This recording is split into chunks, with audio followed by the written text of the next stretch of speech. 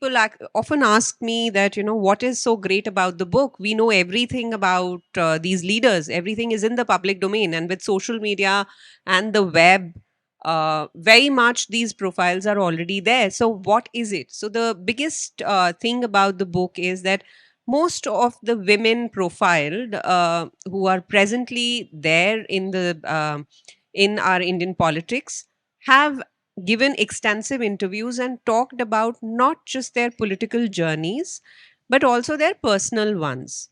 So, the biggest thing, as you're talking about optics, the biggest challenge that all of them thought they faced was the bias against women.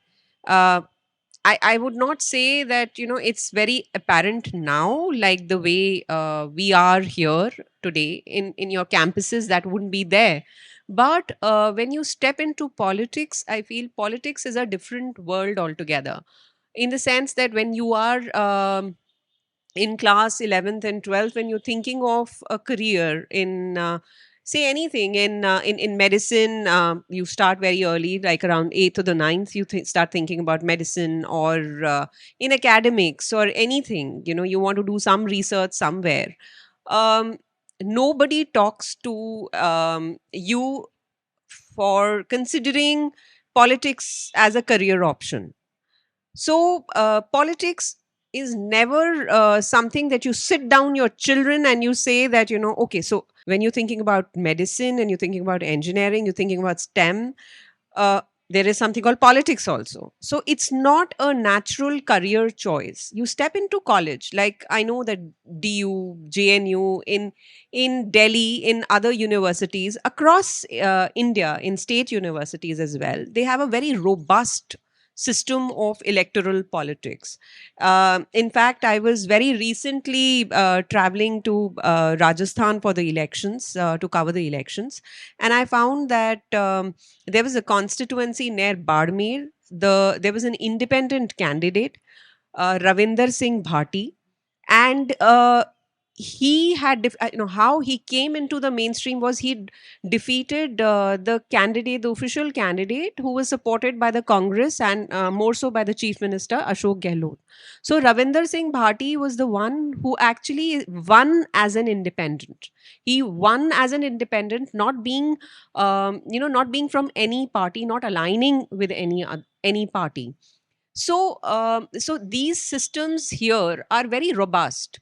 I remember as a cub reporter, I was working with the Asian Age. Probably it was 2001 or 2002. I remember Ragini Nayak,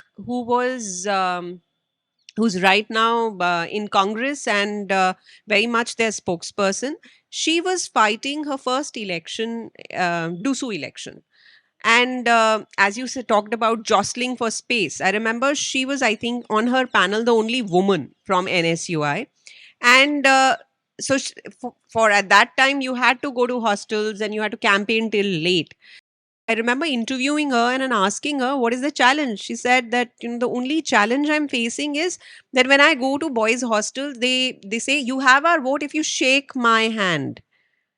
So my first reaction was, so do you? Do you shake their hands? So she said, if there was, so I shake anybody's hand who comes up to me, but the way they ask, I don't like it. That kind of, she said that used to make her feel a little, she said, ganda sa lagta hai the way they say ki if you shake my hand, I'm going to give you my vote. Says, I don't want your vote. If you just want to shake my hand, if you want to work with me in NSUI, if you want to work with the way we want to take the Delhi University Students Union, I'm willing to do that. But from there to now, when you see this kind of the kind of struggles that a woman has to face in the political space, I feel are very different from what a man needs to face. So you don't raise an eyebrow in the political offices of parties. You don't raise an eyebrow if you see a man just hanging around at 11 p.m. But when a woman is there, she's never unchaperoned. She's always there with a male relative. Second thing is, she still, people do look back and say, what is she doing at 11 in the night? Right? So those are the different challenges that the women talk about.